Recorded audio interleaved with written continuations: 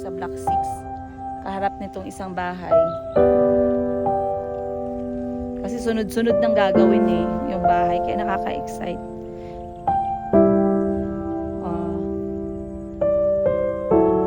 Dapat daw, sabi nila, para tuloy-tuloy ang swerte, hulugan mo ng coins or sinsilyo sa Bisaya, yung kada poste ng bahay.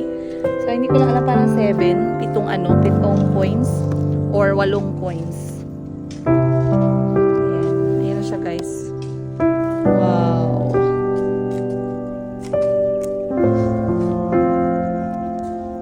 Dito tayo sa may corner. Ako sa lahat ng mga nanonood ng video ko, no, bahala makinig kayo sa advice ko or hindi kayo makinig sa advice ko guys. Imagine, grabe, kahit isang maliit na bahay, kahit low cost housing, kasi dati 10 years ago syempre napakamura pa, no. Imposible na bedroom to kasi masyado lang siyang maliit to. Ayan, no, 1 meter lang yung kanyang laki.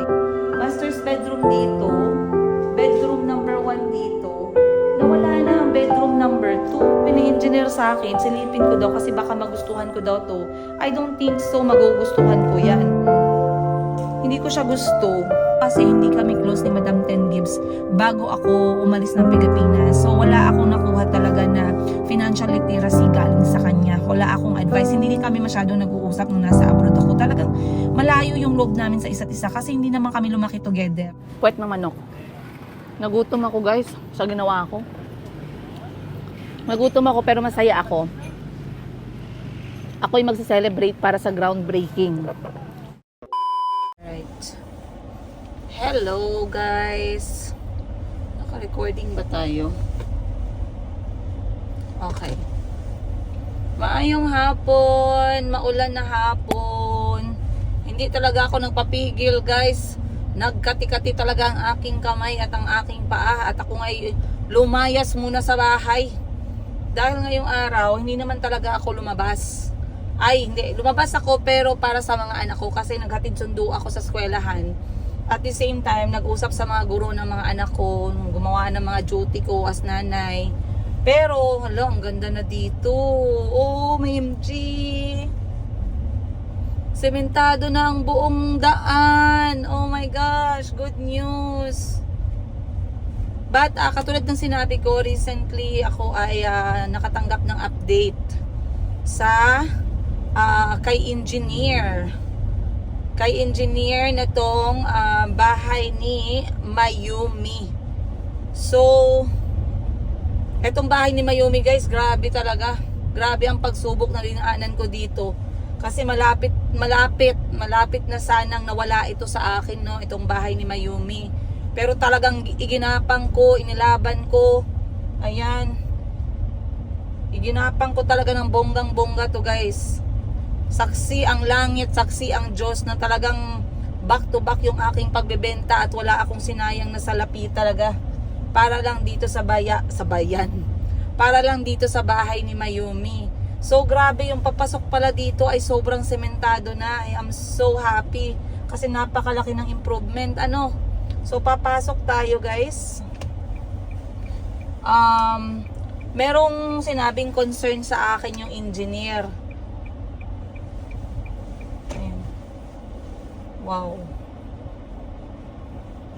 Mamaya iikot ko kayo mamaya, pero ngayon meron lang tayo munang sisilipin. Dito tayo. Tamang-tama, merong bukas dito. Iba din daw to eh.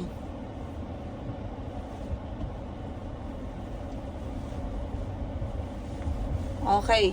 So, malapit mawala sa akin itong bahay na to ni Mayumi guys. Kasi nagkataon, itong bahay kasi ni Mayumi, buntis ako kay Mayumi nung naisipan ko na pagtuunan to ng pansin. Sabi ko ay ang extra na mga na savings ko sa pagbebenta, kasi pinasok ko na yung pagbebenta ng alahas, pinasok ko na yung pagbebenta ng mga damit, pinasok ko na yung pagbebenta ng RTW galing sa mga kapatid ko. Sabi ko, kasi nga malaki yung pagkakamali ko dati, no? Meron ako malaking pagkakamali before na ayoko na sanang maulit, which is yung 10 taon na nasa Thailand ako guys, ay talagang wala po akong naipundar. Alright? So, andito tayo ngayon sa subdivision na kung saan ang bahay ni Mayumi ay nakalagay. So, etong aking pagkakamali by the way is nung ako'y 10 taon sa Thailand na wala akong naipundar. Kaya nga ako, nag-a-advise talaga ako sa lahat ng mga nanonood ng video ko, no. Bahala makinig kayo sa advice ko or hindi kayo makinig sa advice ko, guys. Pero kung may nanonood dito na mga 21 years old, 22 years old, hello sa inyo. Ayan, sana ay matuto kayo sa kamalian ko sa buhay, no. 10 taon ako sa abroad, wala akong naipundar kahit 1 square meter na lupa. Okay, ang mga kapatid ko back to back na nagpundar ng kanilang mga lupa at bahay. Ako guys, umabot po ako ng 21 ako nag-abroad. Umabot ako ng 30. Wala po akong naipundar. 10 taon po ako sa abroad. Alam ko marami dito ngayon nakaka-relate ng storya ng aking buhay kasi nga kayo din siguro ay nasa abroad. Sabi nyo, sige 5 years, enjoy ko muna. 5 years simula, pagkatapos ng 5 years magsisimula ako. Nako guys, alam nyo ba yung 5 years at 10 years, inshallah pag binigay ni Lord sa atin yan ay napakabilis lang niya. Lalo na yung pag-uusapan natin ay ang lupa at bahay. Okay, so sabi ko, ang dami kong pagkakamali guys. Kaya sabi ko sa sarili ko, nung nagkaroon na ako ng desisyon na umuwi kami ng Pilipinas, sabi ko talaga, Lord, gabayan mo ko sa aking gagawin. Gusto ko sana na hindi po ako magsayang ng aking pagod this time. 10 taon po ako sa Thailand nagtrabaho. Inuna ko yung mga bagay na panandali ang saya lang, katulad ng pagkain, katulad ng mga travel. Iba kasi ang mindset ng kapatid ko si Madam Ten Gibbs. Ang mindset ni Madam Ten Gibbs, 5 hanggang 10 taon ako magtatrabaho and then magpapahinga, magta-travel ako after that, which is talagang ginawa niya. At maraming salamat sa lahat na nag-appreciate sa kapatid ko, kay Madam Ten Gibbs, kay Atshi, kay Madam Bibi, kay Boss Jean. Pinapanood niyo yung mga vlog namin back to back. Maraming salamat. So yun yung strategy ni Madam Ten Gibbs. Ako kasi hindi kami close ni Madam Ten Gibbs bago ako umalis ng Pilipinas. So wala akong nakuha talaga na financial literacy galing sa kanya. Wala akong advice. Hindi din kami masyado nag-uusap nung nasa abroad ako. Talagang malayo yung loob namin sa isa't isa kasi hindi naman kami lumaki together. Okay, kanya-kanya naman kami ng pinaglakhan. Si Madam Ten Gibbs, halos dun siya nag-spend time sa kapatid ni Mama. Ako naman halos nag-spend time ako sa mga boarding house, dormitory sa eskwelahan kasi ako po ay scholar, working scholar, part-time ganun. So sa 10 taon na yun guys, hindi ko man lang ma-imagine, grabe, kahit isang maliit na bahay, kahit low cost housing, kasi dati 10 years ago, syempre napakamura pa, no? Posibleng makabili ka kahit lupa na rights lang or walang titulo, kahit 200,000 lang na lupa, 100,000 na lupa, kahit lupa't bahay lang siguro na 1 million, dahan-dahanin mo lang, or 1.5 million, kasi sigurado ako mga presyo 10 years ago, ganun pa yun. Yung mga 3 bedrooms ngayon, na tag 3.6 million na, dati siguro 1 million lang yan. So napakalaking pagsisisi ko talaga.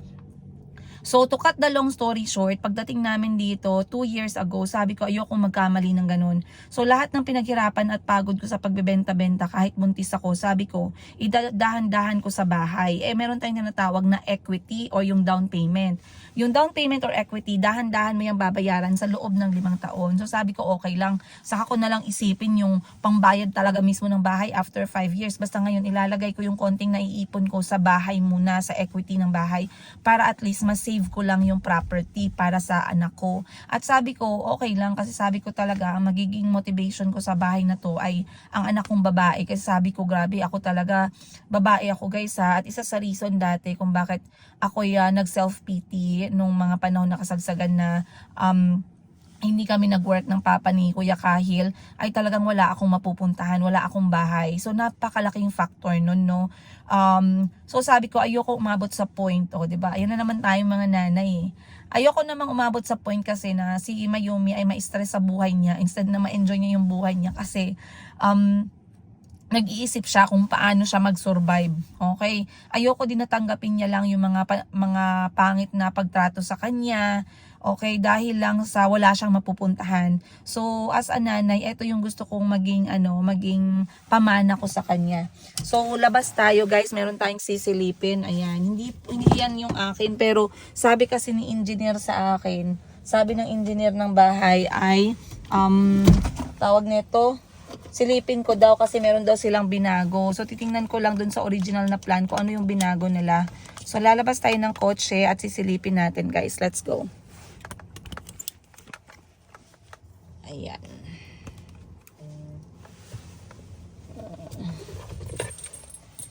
Alright. Medyo maluwag ang ating ating phone. Medyo nauga-uga siya, no? Okay. So, labas lang tayo. Hindi ko na to ikakat. Ayoko na siyang ikat. May binago daw sila eh. So, etong guys, area na to, napakaganda po ng view niya. Merong bundok. Merong kabundukan. So, eto, tinuro sa akin ni engineer tinuro niya sa akin sa may mapa. Sisilipin ko lang. Okay. Ano ba? May binago siya eh. Sabi ni engineer sa akin, depende daw sa akin kung ano yung magiging desisyon ko. Hindi ba?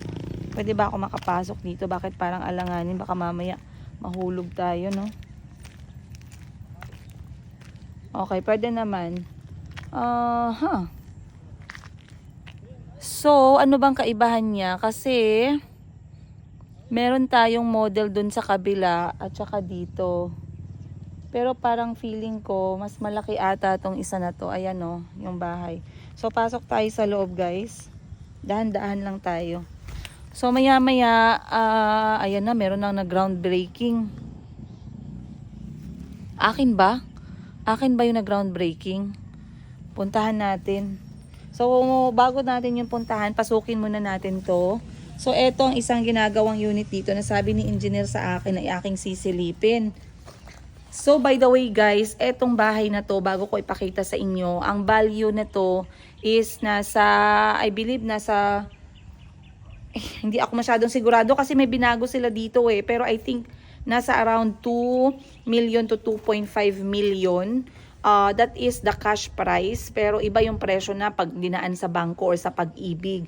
So pag nagtatanong kayo, hindi naman yan sampalan na cash guys. No, baka magsabi kayo, grabe ma'am, yan ang talaga ang option. Hindi naman. Meron tayong ginatawag na Pag-ibig dito sa Pilipinas or bank loan. Pwede din, dahan-dahan. So ganito siya. Basically, ito yung kanyang pinaka-entrance talaga. Pasok tayo, sabayan nyo ako sa entrance. So, ito yung pinaka-entrance talaga. So, ito yung kanyang living room. Ayan. Ang laki ng mga bintana. Ito yung pinaka-gusto ko eh. Pinaka-gusto ko talaga is yung mga malalaking bintana. Kasi nasusuffocate ako pag maliit ang bintana. So, sa original na plano, etong pinto na to, paglabas dito ay dirty kitchen. Hindi ko lang alam kung magiging dirty kitchen pa yan. Pero papasok tayo dito. Ito ay kwarto. This is bedroom number ba to? Master's bedroom. Okay. Kasi ang master's bedroom ay merong toilet. So, meron siyang toilet. That's master's bedroom. Ito naman ang bedroom number. Uy, ibang model siya. Bedroom number 1. Ang ganda ng view dito na site. Yan nyo guys. Akala nyo painting, no? Parang painting, no? Ang galing. Then, ito ay ang shared toilet. Hindi ko alam to. Bakit ganito to? Okay. Anong nangyari? Bakit parang merong hallway? Imposible na bedroom to kasi masyado lang siyang maliit to. Ayan o. 1 meter lang yung kanyang laki. Yung kanyang, hindi to bedroom eh. Baka walk-in closet. Parang hindi naman tayo makapagbihis dito sa sobrang, So baka yun yung sinasabi sa akin ni engineer. Eto naman ay, MG. Pinasok, nilagay ang kusina sa likod. Hala. So eto siguro yung sinasabi ni engineer na binago nila. Instead na sa labas yung kusina, katulad ng original na plano talaga, andito na siya sa loob, sa may likod. Okay. So, ang nangyari pala, master's bedroom, tapos bedroom number 1, ayan, master's bedroom dito, bedroom number 1 dito, nawala na ang bedroom number 2. Kasi, naging hallway na siya, papuntang kusina. At etong 1 meter by 1, 2, 3, by 4 meters na, ano ba tawag mo? Hindi naman to magiging kwarto eh. There's no way na magiging kwarto to. Masyadong nakakasok. Tapos napakalaki pa ng bintana. So sabi ni engineer sa akin, silipin ko daw kasi baka magustuhan ko daw to. I don't think so, magugustuhan ko yan. Hindi ko magugustuhan yan. Hindi ko gusto yan. Okay, so ganito siya guys ha. Ang itsura niya. Kasi sabi ng engineer ay meron daw option. Hindi ko siya gusto. Nasayang yung bintana dun sa gilid tas walang kwarto. Kung ako yung tatanungin guys, okay lang sa akin yung kusina dun sa may labas. And then, nasayang eh. Eto dapat naging kwarto to eh. Kung wala yung pader, naging isang buong kwarto pa yan. So, hindi ko sigurado ang sukat nito. Parang nasa 107 square meters ata ang lupa nito. Tapos, ang kanyang bahay ay nasa, mas malaki to, parang 60 plus square meters. So again, sa pagkuha po ng bahay, maraming option ha. Merong Pag-ibig, merong bangko, pwede mo ding cash. Cash, o diba? Mayaman. Kinash ang bahay. O. Siyempre, pag may 21,000 US dollars ka, tapos may 5,000 US dollars ka, pwede, bili mo agad ng bahay, cash! Ayan. So, dito tayo guys. Dahan-dahan tayo kasi baka mamumo tayo dito ba. Hindi kabayran ng vlog natin yung ating mga matanggal yung ilong natin. So, ganyan po ang itsura niya guys, oh. Ayan, oh. Diba? Maganda naman yung bahay, malaki. Tapos yung design ng bubong niya is medyo, siya. Ayan ang design ng bubong. Nakita niyo ba? Maganda naman yung design ng bubong, wala namang problema. Kuha nga tayo dito ng ng malaking magandang shots. Yung medyo siya, medyo pataas na shots. Ayan. Sana makuha, no? Parang ganyan siya. Ayan.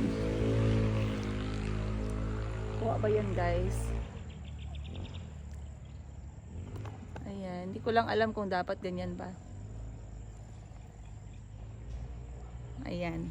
So, ikot tayo dito. Maglalakad lang tayo guys, no? Dahil, maglalakad or magmamaneho. Kasi gusto ko rin makita yung eh. Kasi dun sa likod banda, yung pinakalikod dun, makikita ninyo, that is the low cost housing na, ayun sa pinakadulo po. Yan ay low cost housing na duplex. Ayan, ganda ng bukid sa likod, oh. Ang ganda ng Mount Matutum. Wait lang, lakad muna tayo sa kotse at hahanapin ko kasi ang duplex po ay nasa mahal na nga yung duplex ngayon eh. Less term down payment house and lot, ang mahal na ng duplex ngayon guys. 1.5 at 1.2. 1.5 at saka 1.2. So ganun pala yung binago ni ni engineer. Puntahan natin dito sa kabila. Dito tayo sa kabila. Lakaran natin dito. Yan.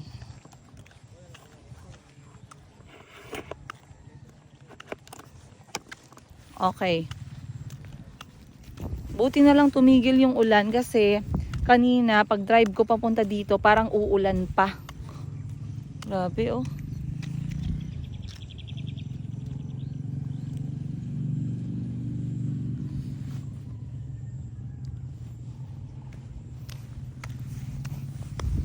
Tapos sabi ko, uulan. Paano maglalakad pa naman ako?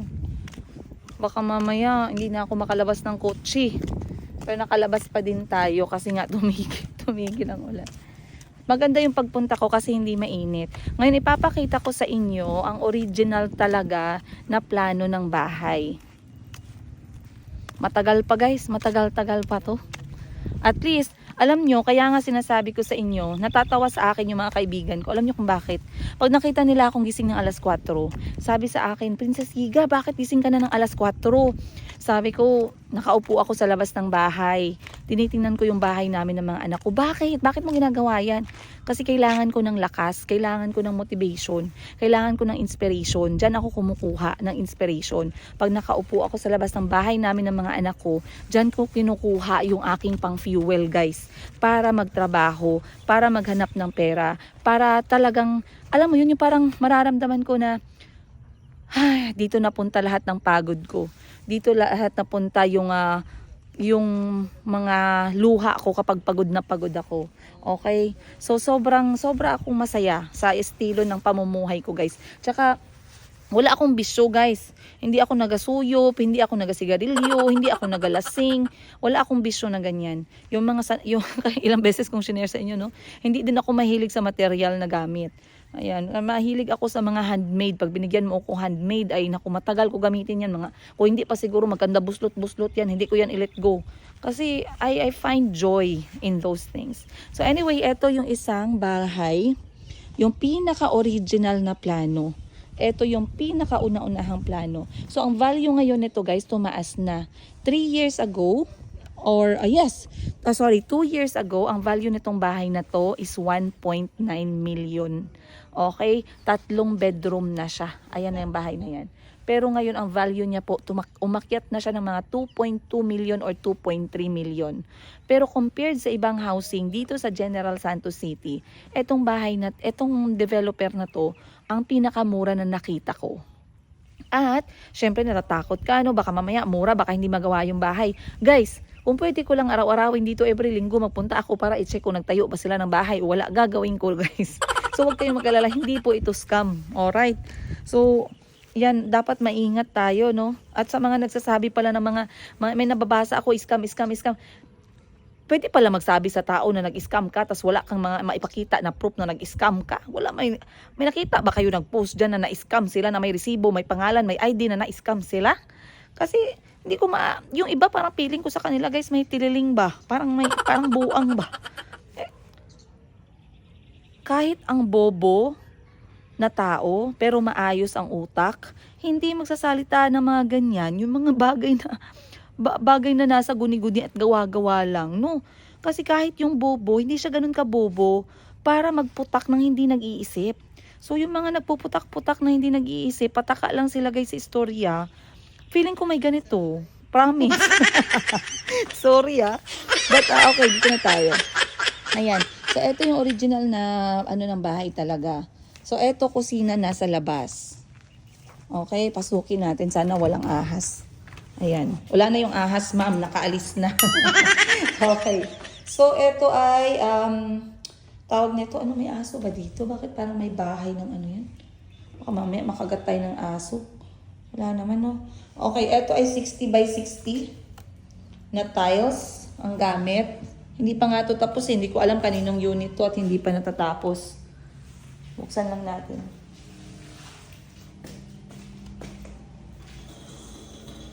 Ayan. So, may pinto na siya pero wala pa siyang glass, wala pa siyang salamin. Hindi ko alam kanino to, bakit hindi pa nila tinatapos. So, ito yung pinaka-original talaga na plano ng bahay. Ito ay 107 square meters at ang kanyang bahay mismo, ang lupa is 107. Ang bahay niya is around siguro mga 58, if I'm not mistaken. So, ito is I believe this is, this is just a bedroom, pero hindi ito ang main, hindi ang master's bedroom. So, ito talaga 3 bedroom. Bedroom number 1, bedroom number 2, then ito yung master's bedroom. Ayan. Ang toilet hindi pa siya tapos. But, I would prefer, ipe-prefer ko to, itong ganitong klaseng design. Kasi nga, okay lang sa akin na nasa labas ang kusina, no?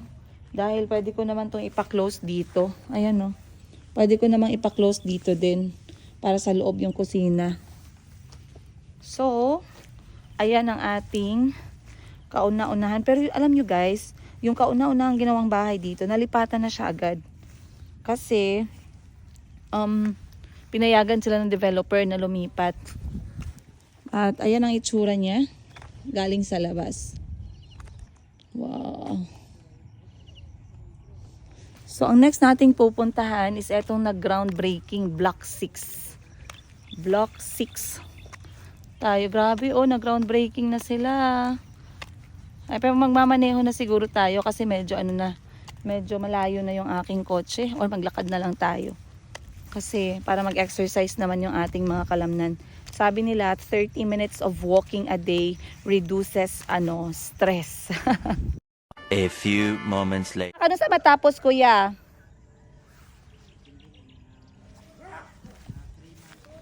Pero karong end of month, matindog na siya. Depende sa trabaho. Ayan guys, oh, nag-groundbreaking na sila dito sa Block 6. Kaharap nitong isang bahay. Kasi sunod-sunod nang gagawin yung bahay. Kaya nakaka-excite.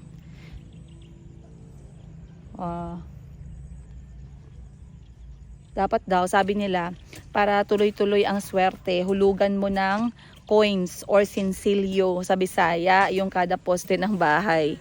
So, hindi ko lang alam, parang 7 coins or 8 coins. Ayan. Ayan na siya, guys. Wow.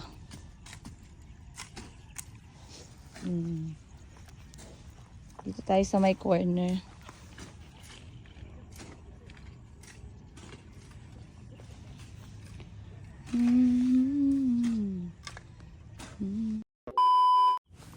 Alright guys, bago tayo umalis, daanan ko lang itong duplex. Ay. To be honest guys, hindi ko maintindihan yung duplex dati. Bobo ako sa duplex. Pero ngayon na-gets ko na ang duplex pala basically ay isang property or isang unit that is divided into 2 separate living units. It can be one up, one down, or side by side. So finally na-gets ko na. Talagang ni-research ko pa guys. Kasi parang napaka-complicated, no? Duplex. Duplex or duplex. So, ganito yung duplex dito. Ito yung kanilang low cost. So, yung price nila na updated sa duplex, guys, is parang nasa 105 square meters, if I'm not mistaken. Nasa 1.5, approximate lang to ha, 1.5 million pesos. Ayun. So, pasok tayo dito. Tingnan natin. So, basically, square lang talaga siya. Ayan. Okay. So, ganito siya sa loob, guys. Ang duplex. Ganyan lang siya. Isang buong kwarto. Malaki na din naman siya in fairness. So, ikaw na lang ang magpa-divide. And then, in this corner, meron siyang sariling kitchenette with a separate door. And then, dito, merong toilet. In fairness, not bad ha. Malaki siya. Ikaw na lang talaga yung magpa-divide. Kaso yun nga, ang disadvantage nito is side by side kayo. So bawal kayo mag-ingay kasi baka magreklamo yung kapitbahay. At meron ding nakadikit pa dyan sa likod. Pero if you're going to plan it smartly and let's say solo ka lang or single ka. And then pwede kayo dito. Or kahit na meron kayong isang anak, pwede pa din, no? So ang bintana niya naman dito is ganitong klase. At nakikita nyo lahat dito ng duplex or lahat ng low cost nila ay tapos na. Inuna kasi nila to guys Ayan hanggang sa dulo. Ayan. At dito din. So, ang sarap sa feeling. Ang sarap sa feeling na naintindihan ko na yung word na duplex. Lagi nila sinasabi sa akin. Sabi ko, ma'am, ano yung low cost housing ninyo, ma'am? Sabi, yung duplex po. Okay. Sabi ko, anong duplex? Hindi ko talaga magets. Umabot ka na ng 36, no? Tapos hindi mo alam yung ibang mga word. Pero okay lang. Ganoon naman talaga. So, bukod dito sa side by side, yung na property dun sa likod, magkadikit lang din sila ng wall, guys. Tsaka yung kanyang atip, ganyan ang style. Kumpleto na. Parang feeling ko marami kasi yung bumili nito Pero imagine guys ang duplex na side by side na mga unit ay nagsimula sa 1.5 million pesos ngayon. Samantalang 2 years ago, yung 3 bedrooms na stand-alone na bahay na pinakita ko sa inyo kanina ay 1.9 million pesos.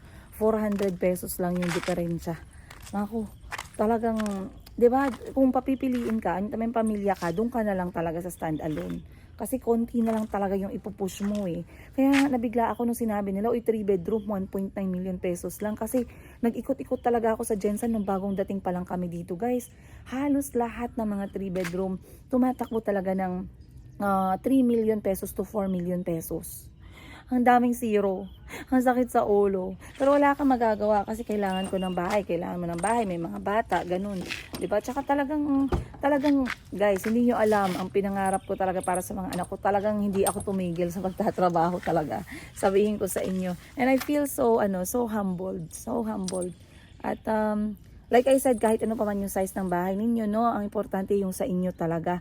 At least magsimula kayo ng sa inyo. Kahit na maliit lang yan, go Rebels na. Okay, wag na mag-alala sa size. Ang importante, meron kayong tinatawag na sa inyo. Saka na lang po kayo mag-upgrade ng iPhone 17. Saka na lang po kayo mag-travel. Bahay muna yung unahin. So, ayan. Pasok na tayo at medyo nagdidilim na. Alas 5 na ata ng hapon eh. So, tara. Later. Ayan pa guys, meron pang isa ngayon, ayan nadaanan ko. So basically, after the groundbreaking, siguro mga 2 buwan or 3 buwan lang, masa-set up na yung bahay. Depende pa din yan no, sa record ng bayad mo kasi merong iba na kung magaling ka naman magbayad ng equity, sinasama na nila yung paggawa ng bahay mo kahit hindi mo pa natatapos yung down payment. So, nakadepende. Kapag ka nagsabi yung developer na mag-ground breaking na, gusto mo ba pumunta? Gusto mo ba maglagay ng mga coins? Kasi may mga ganun na belief eh. Ako gusto kong pumunta kasi gusto ko nandyan talaga ako during the groundbreaking. At sabi sa akin, 2 to 3 months, tapos na daw talaga yung unit. So, ang bilis lang guys. Ang bilis lang talaga ng panahon. So, kita nyo, eto, kakasimula pa lang yan, matatapos na siya. I believe this is, 3 bedroom din ito. 3 bedroom din to siya. Pero bakit mas malaki? Tsikahan ko nga si kuya, ikutin na. Okay, sabi ni kuya guys, ang design daw na to is pinagawa talaga ng may-ari. So, I think binili niya yung bahay at lupa and then nagpadagdag siya ng isang lupa. Or lupa lang yung binili niya and then siya nagpatayo ng bahay. Meron kasing ganung options eh. I think sa 107 square meters na lupa lang, ang babayaran mo is nasa 900,000 pesos. So imagine guys, no, napakaliit na lang siya na lupa at sumabot ng 900,000. Maraming magsasabi, ma'am, may lupa naman ma'am na 100 square meter, 20,000 lang, 30,000 lang. Yes, tama, meron pa yan ngayon. Pero wala siyang title. Wala siyang title at nandun siya sa may mga may magubat na part. Pwede naman yun. So, kung okay lang sa'yo magbayad ng mura sa ganitong klaseng lupa, let's say 100 meters, at least makakatayo ka na ng maayos na bahay, okay lang sa'yo yung ganon, mura lang siya, nasa 50,000, let's say 50,000 pesos, kasi yung area niya talagang masukal pa, walang linya ng kuryente, walang linya ng tubig, walang maayos na daanan, walang problema. Pero you just have to take the consequence, no, na okay, eto mura lang tong lupa, ito na lang bibilhin ko. Kasi nakakita kami ng ganyan, guys, dito sa Jensen. And in fact, ang mga kapatid ko, meron din silang na-acquire na ganyang lupa before. Ngayon, I don't think bibili pa sila ng ganyang klase kasi medyo madaming problema, no, kapag walang maayos na kuryente, walang maayos na tubig, mahirap yung daanan, lalo na yung paakyat, pababa, mga ganon, bukid-bukid. Merong iba na halos madamo pa talaga masyado. So talagang magagastusan ka rin. Ito kasi 900,000 yung 100 square meters or 107 square meter. Kasi develop na yung area. As you can see guys, bigyan ko lang kayo ng konting ayan. Talagang develop na siya. Nakasemento na po lahat ng mga block dito. Yung yung road mismo ng yung road mismo ng subdivision ay nakasemento na siya. Then may linya na po talaga ng kuryente. Pansin nyo ba guys? Ayan sa taas, may mga poste na, may mga linya na ng kuryente. Meron na din pong tubig. Alright, so yun yung reason, isa yun sa binabayaran mo. And other than that, hindi po siya malayo sa city. Sa talagang city center ng General Santos, no? Siguro nasa around 20-30 minutes nasa city center ka na kapag walang traffic. Kahit 20 minutes, kayang-kaya naman eh. And another thing, meron na din ditong basketball court. So natapos na yung basketball court at saka yung playground ay isusunod na din nila. So there's a lot of amenities that you can enjoy for that amount. So mag-isip-isip basta bumili ng property. Then dito naman sa harap, ikot lang tayo saglit. Yan, dahan-dahan lang ako mag-drive guys, one hand lang. Kasi nandito pa naman tayo sa loob ng subdivision eh. Ayan. So, meron na din tayong security guard na house. Ayan. Diyan ang security guard, guys. Maayos po ang security guard. Talagang ano na siya. Hindi fully furnished kasi walang gamit. Pero alam niyo yun, talagang napaka-ano niya na talaga. Ready for operation na talaga kami when it comes to amenities. So, kapag lumipat ka dito, hindi ka na talaga mabobokya. Ayan. Kasi merong iba, may bahay na wala pa yung basketball court, wala pa yung security guard, wala pang mga daan, maalikabok pa. And another thing is, meron silang commercial area sa harap mismo ng subdivision. So, during that time, guys, na naisipan ko na kunan si Mayumi dito ng bahay. Sabi sa akin, ma, may commercial area din kami, commercial lot din kami sa mismong harap. Up and down siya, tapos pwede kayong tumira sa baba or sa taas and then maging negosyo yung sa baba. Let's say, gusto mo convenience store or gusto mo wholesale shop or gusto mo salon, 'di ba? Yun yung mga kailangan or gusto mo laundry shop. Sabi ko, magandang idea yun, no? Pero magandang idea yun, pero hindi mo naman yun babayaran ng dahon ng saging, guys. Kailangan nun pera. So, sabi ko, hindi ko kakayanin na. Ito lang muna kasi pa konti-konti lang yung savings ko sa pagbibenta ko. So, sabi nila, okay ma'am, sige. Hindi ko lang alam, I think na sold out na din, guys. But that is one of the commercial, commercial building may nagawa na. Kasi parang nabili na din yan eh. So, try natin makita from the highway. Tara, samahan niyo ako.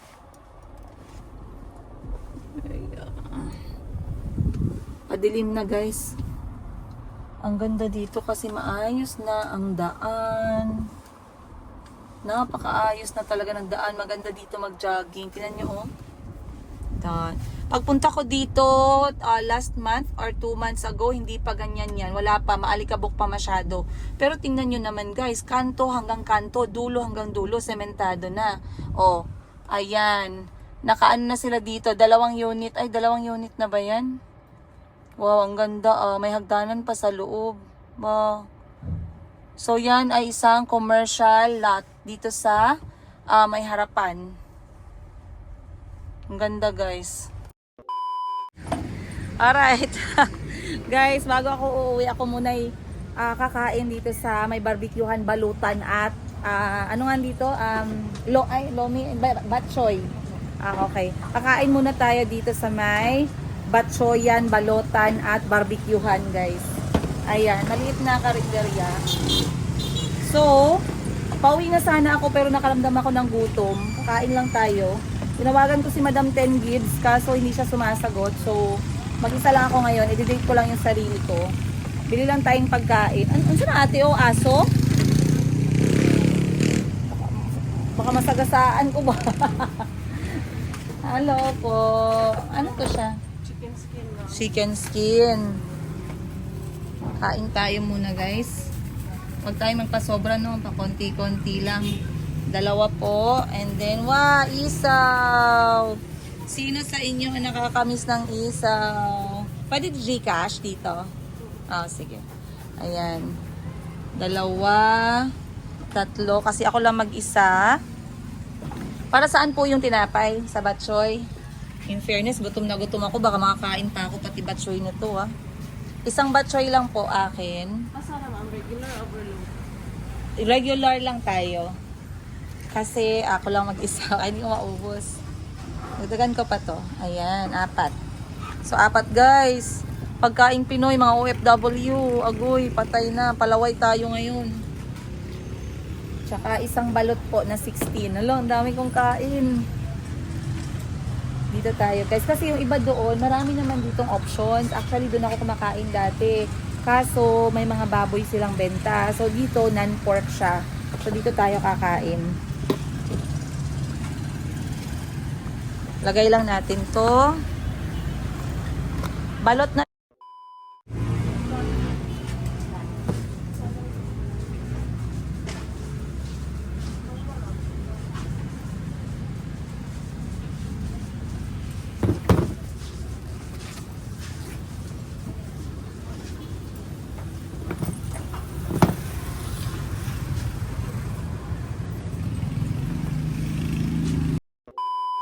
Meron tayong chili garlic.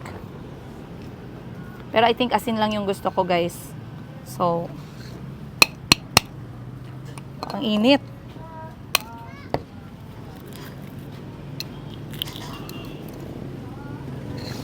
Tapitan natin, no? Para yan. Oh.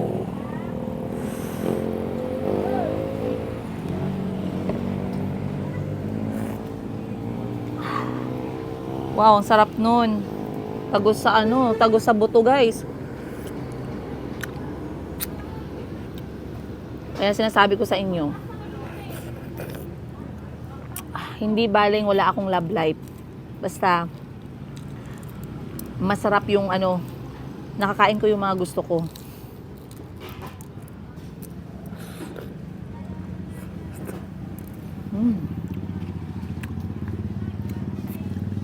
Parang mali.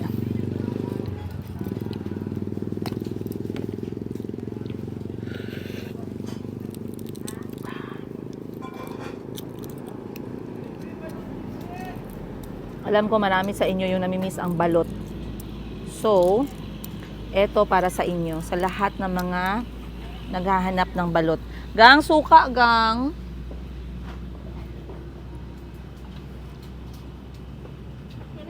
Kaya pala sabi ko, parang may kulang.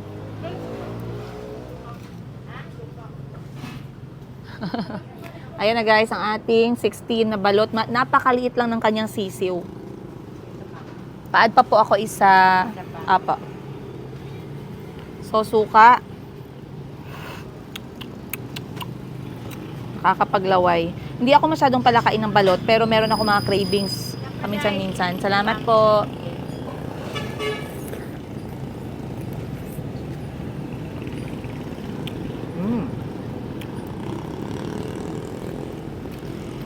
Wow, sarap nun ah.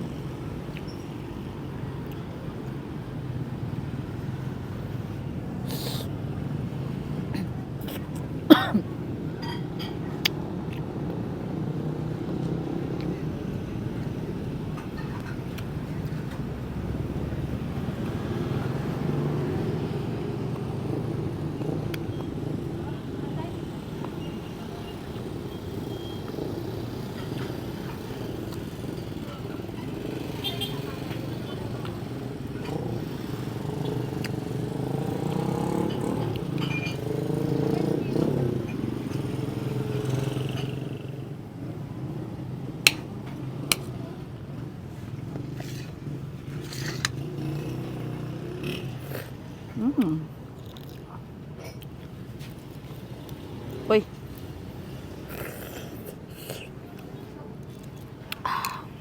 Sarap.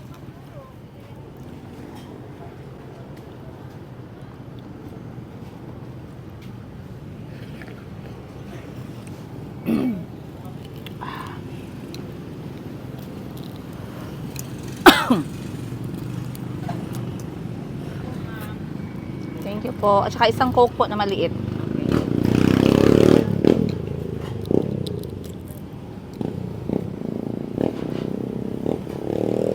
Mainit guys, mainit siya. Ito yung ano, yung balot na gusto ko, yung napaka-presko galing sa luto. Ayoko yung na kahapon pa tapos ininit lang.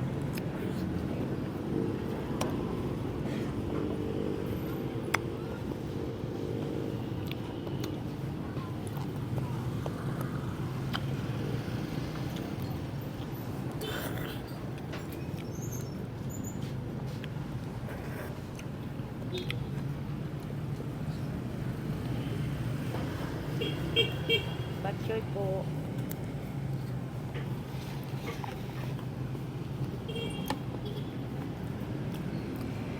May tissue kayo, Nay?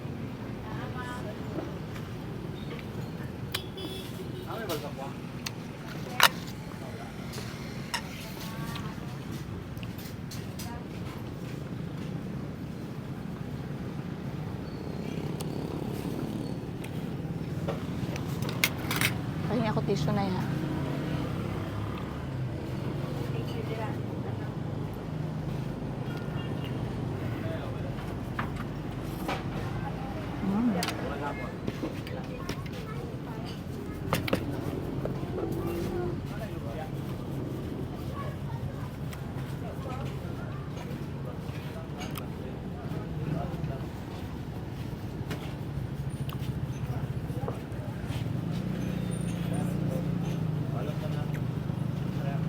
Day, doon ka balot diri, Day.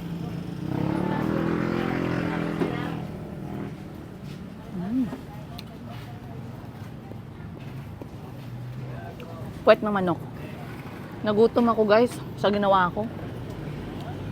Nagutom ako pero masaya ako. Ako'y magse-celebrate para sa groundbreaking nung bahay na nauna sa bahay ko.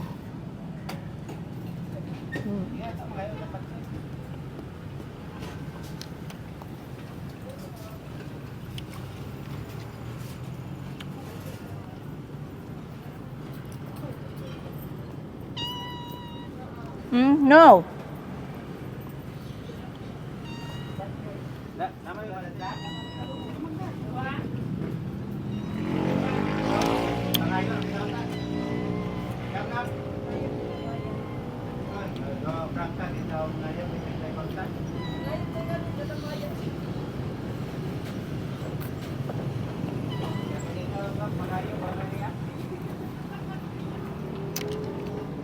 A few moments.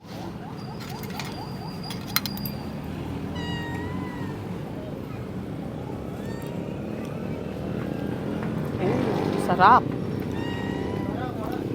Itong pinakalas natin na in-order ay bok choy.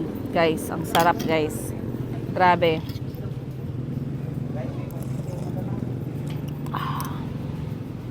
Whew.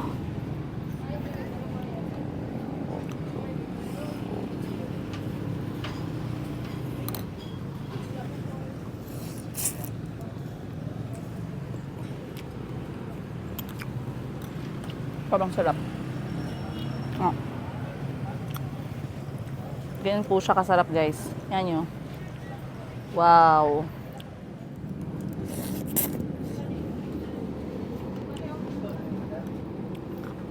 Masaya ako guys kasi alam nyo, sila yung unang napuntahan ko na non-pork dito na area. Lahat dito nagbibenta ng pork talaga sa barbecue nila.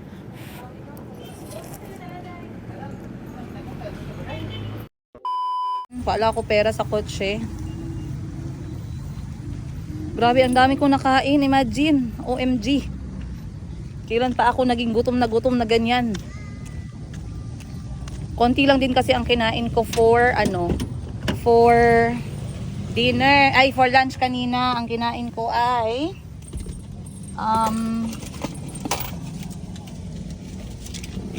ang kinain ko kanina ay spaghetti sabay ng mga anak ko. Spaghetti, pasta, hindi ako tatagal niyan. Kasi ako ay kanin person. So, nagutom ako ng mga alas 5 ng hapon. Pero ngayon busog na ako. Pero kakain ulit ako mamaya ng spaghetti ulit. Siguro mga late night pagtulog na yung mga bata. Thank you po. Papa, okay na yung change. Wag na po. Salamat.